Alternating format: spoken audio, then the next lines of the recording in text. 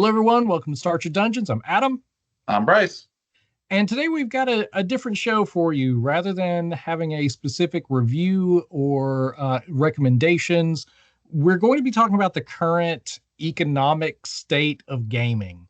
And a lot of the things we're going to talk about, you can find in other locations. You can find all over the internet. But we wanted to add our opinions and maybe ask some questions that maybe aren't being asked. And we would definitely like your feedback in the comments below, because we value your feedback on this channel.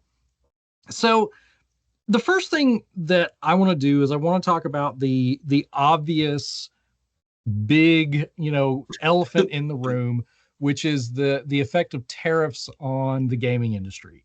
Mm-hmm. And at the obvious thing should be that the tariffs that are being imposed are going to affect the hobby. Right. I don't care where your materials are being produced, tariffs are going to affect the hobby.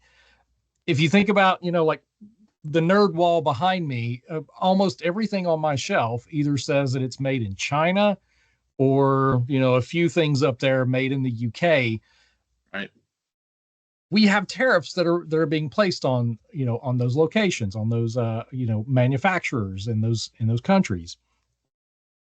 So where are we at right now? We're recording this in July of 2025, and as of right now, there's a 90-day pause that has been placed on the implementation of the tariffs with China. So specifically with China. And at the moment, we don't know what those terms are going to be. There was an announcement recently that that it was going to be something like 50% retaliatory tariffs, and that doesn't appear to be like what the actual number is going to be. But I wanted to ask you, Bryce, like, what do you think, like, best case scenario? What happens if we still end up with like a 10% tariff on imported goods? I mean, I think it's a huge deal. I think a lot of the biggest things is, anyone who talks about these tariffs, the understanding of which is they want to move us back to being a, thing where the United States is more of a manufacturing plant area, which and that's makes a the lot of intent, sense. sure. Yeah, to do that. But I think it's a massive shift, right? This is not how we operate. We're not looking at doing this and in 5 years this changing. We're looking at this over 20 something years, right? Mm-hmm. I mean, at a minimum. I think one of the best examples I can give is, if anybody hasn't looked, Meredith Placco, who is now the former CEO of Steve Jackson Games, she just moved back to her original company, Turbo Dork, really put out some interesting numbers. This is from an article that they put out April 3rd of this year about tariffs. And this was back in when they talked about on April 5th, a 54% tariff going into place on imports from China. For those of people who don't know, a lot of board game stuff, like Adam says, come from China. I mean, a lot of these companies that we see that produce, I gotta be honest with you, I can only think of like Games Workshop in the UK, who produces their stuff. And there's another company out in, I believe it's Poland, who does like the games for Parabellum Games, who makes miniatures. Mm-hmm. Otherwise, a lot of board games and things, book printing, all this stuff, it gets made in China. Yes, also Masters. The Masters of the Universe game, I think, is Poland. Right. Yes. Edge Studios, which does all the old, what used to be Fantasy Flight RPGs. Right. I think they print their RPG books in Lithuania, but for like the starter box for Legend of the Five Rings, that's China. So they're kind of mixed. Yeah. And she goes into, Meredith talking about these numbers. We can look at a product now. They're saying that, let's say in China, you're producing a board game, costs you $3 to make, and now moves up to $4.62, right? That $25 game now is a $40 game. I mean, we want to talk about a $15 increase in game. That's huge. I mean, that's a massive jump for them. And I love this quote. She says, That's not a luxury upcharge. It's survival math, Yeah. which for them is a huge deal. And again, speaks a lot about why not manufacture in the US. They literally, she quotes about dice making, die cutting, custom wood and plastic components. That doesn't exist here. Right. But also, if she did, unfortunately, the US would cost more still than it does to make it in China, which I think is, again, a hard part of all this. And it's a great article. Again, I'll probably make sure it's linked down in the comments below and people can read it. But the other big one that came out as well was talking about Stonemire Games, who basically said indefinitely we will no longer be starting, designing, and producing any more games for the foreseeable future until this gets solved. And as somebody who likes a lot of the Stonemire games they can produce, they're a great board game company. They make Song of Ice and Fire, one of the best miniature games of all time. If you haven't played it, try it out. They're miniatures, like they're sculpts. Yeah. Pretty good. Pretty good for just molded plastic. And again, all that stuff is stopped. Yeah. And there's so much going on with that. The thing that I keep coming to with when I'm thinking about all these publishers who are trying to shift. I mean, a lot of them are they're trying to figure out a way to make this work so that they're not taking that hit. They don't have the capital to be able to make manufacturing happen here. And even if they do, they don't have the raw materials in a lot of instances. So probably at the best case scenario, we're looking at major delays. I think that's a big thing. You want to talk about materials. People said one of the biggest hits from like China and things as well was resin for 3D printers. Is definitely all that coming from there. But you want to talk about, I mean, we obviously kickstart a lot of games. I do way more than you do because I have a problem. But it's definitely something I see. I get emails every week now that go, you might have to be charged more. We have to look and see how much you need to do for this. I charge you $10 for shipping. I might have to charge you $20 now. Like there's a very big difference. And a lot of these people are small game companies. Because again, I'm not doing big Kickstarters. I'm doing things for companies that I care about and love. And now they're trying to figure out, well, how are we going to make this work? Especially because, again, we live in the U.S., so this impacts us differently than other people in other areas. But it's still a big deal to try and understand that our cost of the hobby, which, let's be honest, is not a cheap hobby, is going up. Yeah. I did want to talk about some of the businesses that are either closed or have been completely pummeled already. So here's the thing. It's not just that the tariffs are imposed. It's the possibility of the tariffs being imposed. Right. Because businesses thrive on comfort levels. The business owner has to be able to predict what is coming 6 months, a year, 5 years down the road. Yep. And whenever you have a constantly moving target, it's going to be harder for them to make plans because they've got to communicate with people who are in these countries who are manufacturing, and it's a problem. But you want to look at someone like Simon. I mean, a lot of their stuff is Kickstarter. That's a product coming 2 years down the line, maybe, or something. How are they going to plan for that? Yeah. I saw that the website Bordlandia, which was a major internet retailer of board games, it's closed. It's gone. Oh wow. So if you look for it, I mean, I used to buy stuff from them, a long time ago, but it's just gone now. Just the other day I got an email from Acid House Terrain. They're that company in the UK that makes all that really fancy paper, like the folding terrain. They're out. That stinks. I know they were kind of struggling because they were originally the ones who did the Malifaux terrain. I believe that was so beautiful. That's sad to hear because honestly, what a cool product. Yeah, like some of the most intricate paper terrain. And I like the paper and cardboard terrain. I like some of that stuff, and theirs was just top notch. And It's out of business. Mhm. Greater Than Games, the maker of Wow. Sentinels of the Multiverse, they're they're out. That's incredible to me because I just saw, I'm pretty sure they just released a new game, Freedom 5, which was a new spin on that. Man, that's, you talk about a good game, man. I put some Yeah. time into Sentinels of the Earth Prime. That is sad. Another one that is being affected enough that the president of the company is suing uh, the president of the United States is Stonemire Games, I saw that. They're the maker of really, Wingspan. yeah, they're really leading the charge. Honestly, I feel like they are really stepping in and going, "Hey, if board game companies want to stand against this, come join our cause." Mm-hmm. It is sad because, man, you talk about a company that makes not only quality games but quality product. Yeah, I open a Stonemire game, and I know because I'm a sucker, I'm gonna buy the components that are upgraded for it because they are that yeah. much nicer. But even the base games just come with so much in there.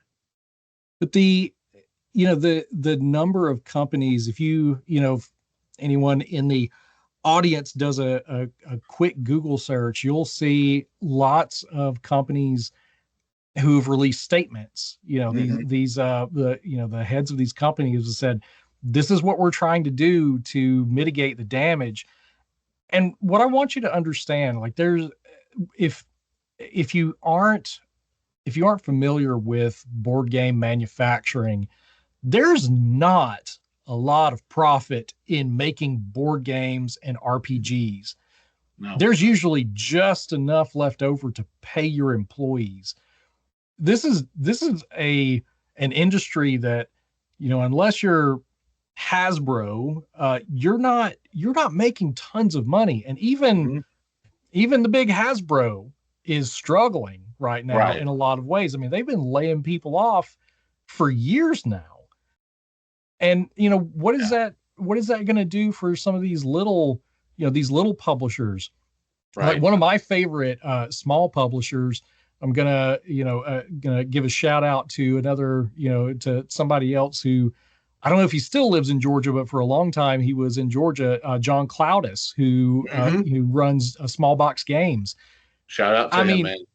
oh my gosh, his stuff, 100% every time. Yeah, I'm Um, real sad. I only own Dirge, the Rust Boys. I need to own man, more of the stuff. I have most of his games. Yeah. Even some of the really obscure old ones. Hmm.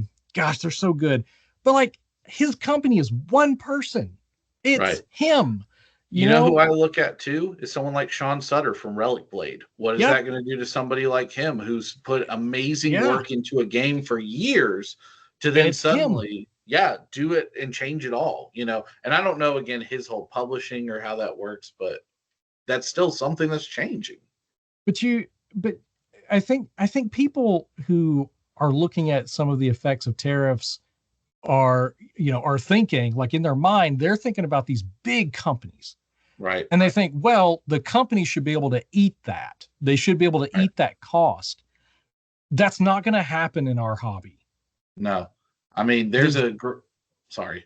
I mean to I was just going interrupt, to but say, like, there's just not enough, like, they're not making the kind of profit that would yeah. allow them to just eat that. Even the Mhm. big ones like Hasbro and Paizo are terrified. Yeah, and you want to talk about going from the OGL to this. You're talking about companies that were struggling already because they had to change the way, especially in the RPG community, to Mhm. now then be faced with this. Yeah. I mean, they were already seat of their pants for a year and a half. Now they're even more worried. And before that, it was COVID. Yeah, You so know, like, yeah, the mortgage industry's had a rough 5 years. yeah. But we're not done yet, folks. So No. the reason why we decided to have this talk in the first place is because we had COVID, we had the OGL hit, we had tariffs. Now we may have the knockout punch, and it may not seem like a big one at first. You're gonna think, what? Um, but I guarantee you it's going to cause some major Yeah. problems for the tabletop gaming industry. So Diamond Comics, filed for bankruptcy in January of this year. Which is a And huge deal because Diamond, yeah, I mean, I remember going in comic shops, my dad and I would go to comic shops every week and you'd see the massive Diamond publishing issue right there. I mean, like a yep, phone book's worth of stuff. Now to be like people no longer have that, that is insane. yeah. I used to get on their website every week, and I'm making sure I've got my list of purchases, ready to Mhm. go. I know what's coming. That used to be part of my weekly routine. But Diamond Comics as a distributor has been in trouble for a while now. Yeah. And now that they filed for bankruptcy, they are arguing, before the judge that they should be able to sell off their inventory to pay their Mhm. creditors. Now, of course, in a bankruptcy, that's what you're supposed to do. However, they don't, as a general rule, they don't purchase that material from the manufacturers and then sell it like a retail store. Right. Their inventory is on consignment. Mhm. So they take this material on consignment. They don't own it. And the publisher or the manufacturer owns the material. Now, Diamond Comics is now arguing before the judge that they should be able to sell this, and the manufacturer is not going to get anything out of that. Now, Yeah. there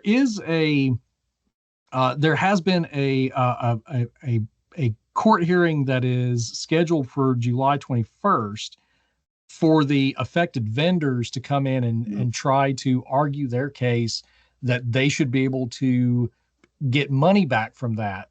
Right. And I was looking at the list of manufacturers that are affected. The majority of them are independent comic book Mhm. publishers. Because Marvel You've and got your DC big haven't ones, used them as much now because they've kind of pulled out in the early yeah, 2000s. but like you've got your Marvel and your DC and Yeah. all that, but we're talking a huge list of Mhm. independent publishers in the comic book industry. And you think about that as being your the one that's going to be affected the most. But here's the thing you need to keep in mind: Goodman Games, Paizo, Green Ronin, and Renegade Game Studios, the company that has the license for like Transformers, GI Joe, Power Rangers, My Mhm. Little Pony, those RPGs, and they've also got the board game of Vampire the Masquerade. Mhm. Uh, so these are not small companies, but they're about to lose a lot of inventory that they were getting ready to go, and now that could be sold off to pay. I believe they said Chase Bank was the major creditor that they have to pay back. Yeah, and I mean, they literally said the debt is millions. We're talking millions of dollars worth of stuff that they're trying to pay out, and most of these publishers aren't going to get a dime off it if they get their way to sell whatever they have in stock. I think one of the most immediate things that we're going to notice is that Starfinder is going to be delayed. It's Yeah, probably not coming out this year. which is huge. I mean, that's a big game release. I've been hyping that game up so much because I've been loving the second edition. I mean, Erica Mona, who's the CCO of Paizo, literally even said about this thing, we'll be okay, but it's a giant pain in the butt and blows our annual budget to crap. She Yeah. didn't say those words, but I'll Yeah. keep it friendly for this one. Yeah. And then another company that I personally don't know as much because we're not big 5e guys, but Roll for Combat, who makes the Yeah. Battlefield 5e product, which if you haven't seen, guys, go check it out. I really respect their president, Stefan Glicker, who did a 14-minute video on YouTube you can see about this whole thing. But, I mean, his literal quote was, I spoke to my attorney. He looked it over, and his exact quote to me, it's not as bad as you think it is. It's much worse. And Yeah. that was with 12,000 something dollars in product with them. Yeah. So I think where I want to get this discussion, kind of like our last little point. So we've got, these it's kind of four big events that have disrupted the gaming industry. I want to talk about, like, there's three questions that I have, and first I want your opinion, Bryce, and then I also want our audience to chime in. The first question is, what happens to retailers? We're talking about our brick and mortar, like, yes, we can be, talking about the big ones, that the online, miniature market, and all those others, but what happens to our retail brick and mortar space now? I mean, it's tough. I mean, you look at, I like using that example, again, from the quote I did where it talked about $25 to $40, in terms of a price of a game. That back end cost has to go also to the people who are looking to buy it. If we're talking about as a retailer, some mom and pop shop, which frequently are my favorite places to shop, those people are having to pay more. So what happens is they might be getting in less product, which means people may be less likely to go to them because they know they can't get product in.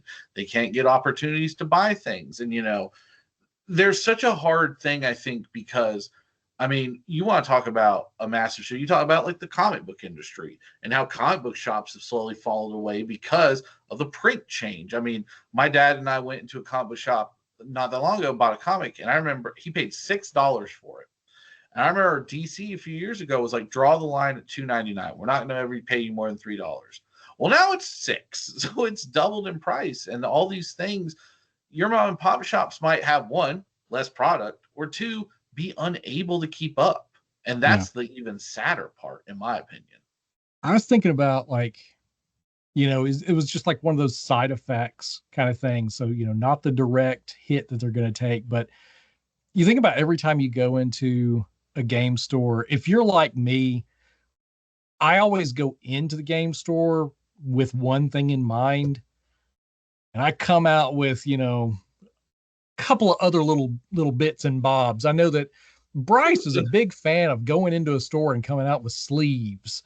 Bryce is also a big fan of paying $60 for a board game and $120 to sleeve it. So, Yeah. But, like, how often do I go into our local stores and I come out with, like a pot of paint or a new brush, in addition to, like, I'll buy a new RPG book, or, I'll see if there's, maybe I may pick up a pack of Pokemon cards for my kids or something. And those small purchases they may be insignificant to us, a few dollars here, they're not that big. But if you think about all of the people who the store relies on to keep in business, all those little things add up. So if anybody has any ideas on, what happens to the retailers, I mean, we could just say the easy answer, they all shut down. But I mean, what are some other effects that maybe we're not thinking about? And, this to me is another thing to push for. Shop local, guys. I mean, I've always tried to tell people to shop local and do that, but, like, at these times, they need you more, almost. Now, will you have to pay more, maybe? Yeah, you might look at a bigger upgrades and charge, but you know what? You're still helping out. And I think that's a huge deal. My second question is print publishing on the way out? Oh, you and me have talked about this a lot. Like, with the accessibility of PDFs and EPUB books, the digital distribution is this going, and also, like virtual tabletops, the tabletop simulator, if you have that on Steam, is that going to replace physical copies of our this industry? I mean, I could see it. I mean, we've talked about this a lot, where I talk about, look at a game like Descent, the newest version of it that is so heavily app driven, right? Not a problem necessarily, But an easy way for them to cut down on the amount of stuff that you have to pay for when you're building something like a board game is to go, you need less stuff because I put everything else in the app. So you just have to use the app for everything. And I think that's a huge thing we're going to see. Also, as an RPG publisher, if you know somebody who can throw a PDF, I mean, we see this nowadays all the time where, I mean, I was looking at something today for Mythic Bastion Lands, and he only sells it as a PDF or a PDF with a solid book, right?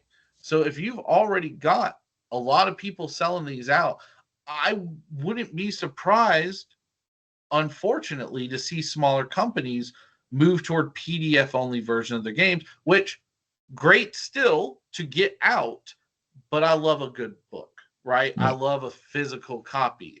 So for me, that's going to be hard if I have to pick up a whole rule book. Now, am I paying $25 instead of $50? Yeah, I can get 2 rule books then, but I'm missing out on an opportunity to hold some of that beautiful artwork. Like, you know, I was flipping through Heart again today because I was watching something with Grant Howard in it, and I was like, man, just like the art in this book just thrive, and I wouldn't get that same feeling on a screen. And I know I'm different than most people. I don't really like PDFs when it comes to role-playing games. It's not how I can don't do either. it. I mean, I've run them that way, but I maybe it's because I'm older. I need a physical book with pages. You know, also here's another thing. I have a tablet that I use for PDFs for gaming, and it's like trying to look things up. And I know that you can do like, you know, you can search. I get that.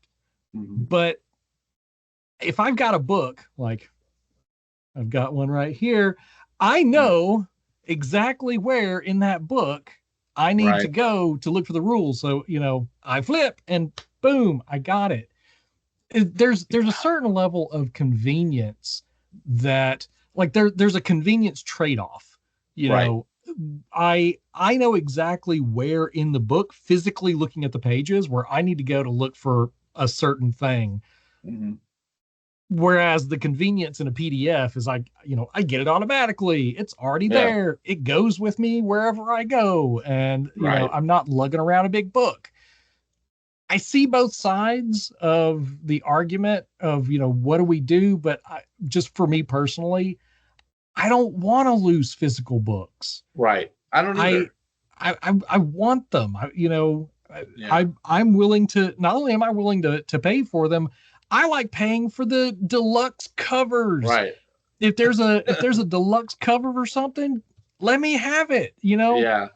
I'll tell you what hits us hard as a channel too is the loss of physical starter boxes potentially too. You know, you look at, that's a product that is a premium now.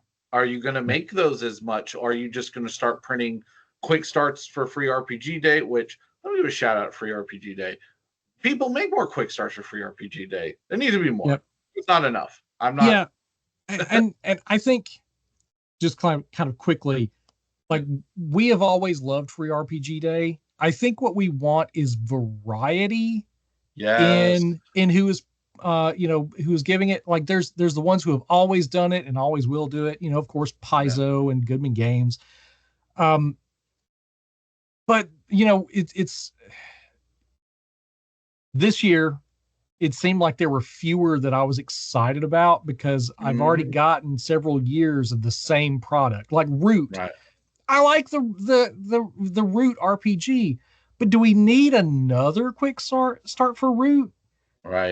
I mean, I know. Anyway, I know. Okay, that's an aside. But I think like for me, I think this is possibly an opportunity for, you know, like One Bookshelf, which runs you know, Drive Through RPG, and Itch. You know, the Itch website, if you never heard of that, it's a really great place for video games and for tabletop gaming. But it seems like a good opportunity if you are distributing something digitally to be able to, you know, maybe start introducing more, I mean, getting more people into gaming, saying, hey, Mhm. you don't have to pay for it, in a, an expensive package that has increased because of tariffs, and it's not going to take the same hit as these Yeah. as the what's happened with Diamond Comics. I think Um, also too, if you're going to do what Need Games does. Give me a free PDF in every single book, so no matter what, I have it. yeah, That's just smart. Like, yeah. if I'm going to have to pay more of a premium, that's fine if I get both. So the last thing that I wanted to ask, and this one's more specific. It's specific to drive through RPG and the one bookshelf um, uh, sub sites that they have. So they use a printer called Lightning Source to whatever you, if you want to get your books just by PDF, that's fine on their website, but you could also get a lot of things print on demand. Mm-hmm. Lightning Source does printing in both the US and the UK. And I have some of their stuff. It's pretty good quality. Mm-hmm. I've been impressed by the books that I've gotten.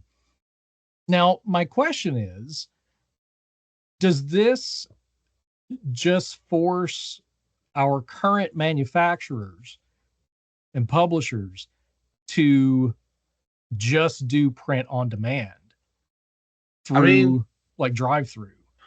there's potential for that. I think if anyone wants to look at an older video of ours, I think Matt Finch did a really good talk about that in ours, where I asked him, how do you think of that? What is like the thing of what do you do for print on demand or different things? And he talked a lot about that in that episode. So I highly recommend you look at our interview for that. I think the biggest thing though is you don't get a loss in some ways on that. If you really think about it, if you're only selling a book as a PDF pretty much and it's print on demand, I don't know how much of a loss you're really taking. Again, I don't know the whole backside of that, so I don't know how much it is for you to constantly have to pay for all that on your back end. But to me, it seems like a good idea. I wonder if we might move towards, and I'll give a shout out to Blacksite Studios, who does they're not called Kickstarters because I don't remember, they call them something very specific where it's Mm-hmm. like you pay up front and this will be delivered to you. Mm-hmm. It's just a But pre-order, yeah, it's a essentially. pre-order basically, and they have different values of pre-order you can do. Their new one, Whispers in the Dark, like I just did that one for the book of the models, right? But I could have just gotten the book, I could have just gotten the PDF, and if they hit a certain amount of money, they can add more to it. Part of me feels like that's a way for people to go as well, because if they can say, hey, like I'm not saying Paizo has to do this because I think Paizo is a different animal in this regard, but if Paizo wanted to say, hey, moving forward, we're going to publish on our own one adventure a year, and the other adventure we do is print on demand. And if you want to buy it, you can do it, but we also want you to pay for it up front for it. And once we get enough, Mm-hmm. we'll make it better. We'll do that, based on different tiers. I think that's a good way to go. Yeah. I think I think we probably will, and this is just kind of a general prediction. I think the print on demand option is probably going to become more prevalent, but Mm-hmm. that's going to be dependent on materials. Right. Because if we don't have the materials to print here, we can't do it. And if we are tariffing Canada, which supplies a lot of paper, Yeah. then we may not be able to do that. Right. But I think something like you're saying, like a tiered pre-order system where they can guarantee funds ahead of time, Yeah. maybe something that we see more often. Yeah. I mean, Um, not to throw him under the table, but Simon, you've been making me kickstart everything you've done for years. Like, you know what I mean? Like, not to say that's bad and stuff. They yeah, want to do it that way, they want to do it. But I mean, they've done that for years and as a yeah. successful model I for mean, their games. Kickstarters have become a standard operating procedure in Right. this business. But what we're seeing now with Kickstarters are delays, delays and delays. And then by the time that you get the product to port, trying to get it out of the port and then distribute it everywhere. And if we have, like something like Diamond Comics going bankrupt, if that happens to if there are other distributors out there that something like that happens to, we may be in for a world of hurt in the the gaming industry. How much more are you willing to pay for Fantasy Volume 2 to be delivered to your doorstep? $0. I'm never getting that. I know, but that was a similar thing. Yeah, I do remember that they sent out an email saying that you can pay an extra something or other, and you can get the models from. I don't remember the company's name, but they had bought everything, and I'm just like, I don't care. Yeah, I just don't care. Just take the money I already paid you and run away with it. I don't care. That's a good example of a company taking so long that it costs them a lot. That it costs them everything. Yeah, I mean, for anyone who doesn't know, that was with Blacklist Games. Blacklist Games. That's a whole thing. I won't get into it. I could do a whole thing about it, but their Fantasy Volume 1, I mean, that came to me and Adam like 5 years later than it was supposed to. And we ended up probably paying double the price for it because of things like, again, some choices of their own, but also shipping going up. So while Kickstarter's a model, if these tariffs keep going up or changing or something, they might say to us, hey, man, we're going to charge you $50. And I'm like, cool. I understand I got to pay more for your product than I normally do. That's fine. Paid you my 50. And 6 months later, they go, yeah, give me another 10. All right. Another 10, whatever. Then another 10. I mean, that's hurting them. That depends on what it is. Right. For me, it totally depends on what it is. There are some games that, I've done Kickstarter for in the past that if they had asked me for more money, I would have just been like, no, don't bother. Yeah. But if it's anything from Matt Finch, I will pay anything. Yeah. Matt Finch, I was about to say Sean Sutter. I mean, I shouted him out. Yeah, Sean Sutter always got my Relic money. Blade. Yeah. So there's certain companies.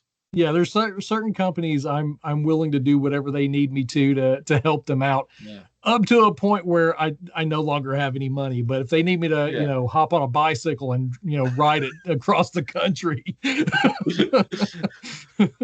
I mean, we are lucky that one of the reasons we kickstarted is Wayne's. I can just go knock on his door and ask for a copy. He's just here in town. We'll just go get it.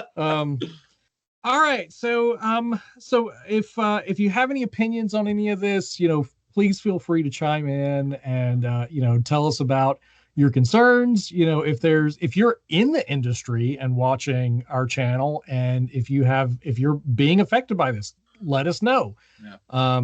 We are followed by some people who are in the industry, and it'd be nice to hear from you.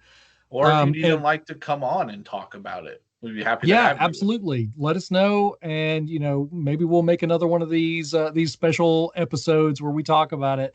But more than anything, just support your local stores, support your publishers. They're the people who are making the games that you love. And, they're going to need your help now more than ever. And I know that money is tight, but, do what you can. I'm going to do what I can. Right. So I think it's a hard time, but again, I think we always talk about community in the role-playing game, board game communities. This is a time for the community to stand up, right? And help support the people who give us these great things that we love. So I feel like, this is the moment. You can use your money if you can. If you can't, help out in other ways. All this talk on social media, there's all these different things going around where support and things, help out any way you can. So. Yep. So until next time, everybody, take care. Bye.